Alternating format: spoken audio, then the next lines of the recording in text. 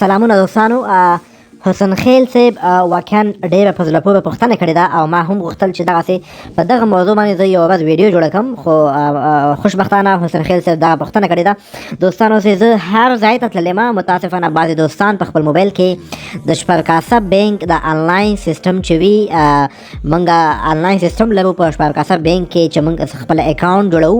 نو صرف نه یوازې تاسو شپرکاسه بینک اپلیکیشن انسټالوئ، بلکې تاسو ورته دا هم وایئ چې زه غواړم آنلاین بانکداري هم په خپل موبایل کې فعاله کړم. د دې خپله یو اپلیکیشن وي، تاسو بیا چې کله بینک ته لاړ شئ هلته ورته وایئ چې زه غواړم آنلاین بانکداري په خپل موبایل کې فعاله کړم.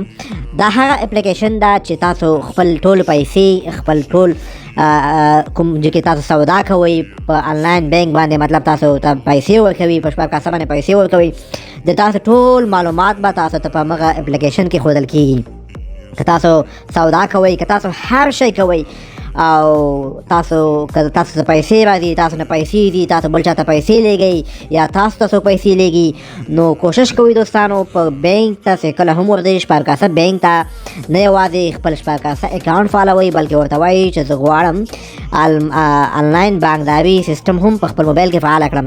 بیا هغوی خپله پوهېږي چې تاسو هغه اپلیکیشن واچوي او هغوی د ټول سیسټم فعالوي. نو ډېره ښایسته پوښتنه یې کړې ده دوستانو. ویډیو مکمل وګورئ، کوشش وکړئ چې دغه سیسټمونه په خپل موبایلونو کې فعاله کړئ. بیا به تاسو له مشکلات سره نه مخامخ کېږئ چې تر څو پورې تاسو خپل آنلاین بانکداري په موبایل کې فعاله نه کړئ، تاسو په خپله ټکټ هم نه شئ اخیستی، تاسو په خپله مطلب خپل معلومات تاسو په خپل بینک سیسټم کې یعنې په خپل اپلیکیشن کې نه شئ لیدلی، په خپل ATM کې نه شئ لیدلی. نو کوشش وکړئ آنلاین بانکداري په نوم دی پوش TN او آنلاین بانکداري یو اپلیکیشن ده. په شپرکاسه کې ټول معلومات هغوی ته وي د بانک والا ته. صرف تاسو ورته یوه جمله ووایئ چې هغه جمله په الماني ژبه باندې داسې ده: Ich möchte Online-Banking auf meinem Handy aktivieren. Ich möchte Online-Banking auf meinem Handy aktivieren. وایي زه غواړم چې په خپل ګرځنده تلیفون کې یا موبایل کې آنلاین بانکداري فعاله کړم.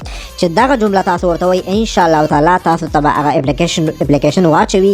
بیا په هغه سره تاسو کولی شئ آنلاین بانکداري وکړئ، تاسو پیسې ولېږئ، تاسو ته خلک پیسې هم رالیږلی شي. تاسو هر هغه معلومات غواړئ تاسو ته په دغه اپلیکیشن کې په خپل موبایل کې ملاویږي.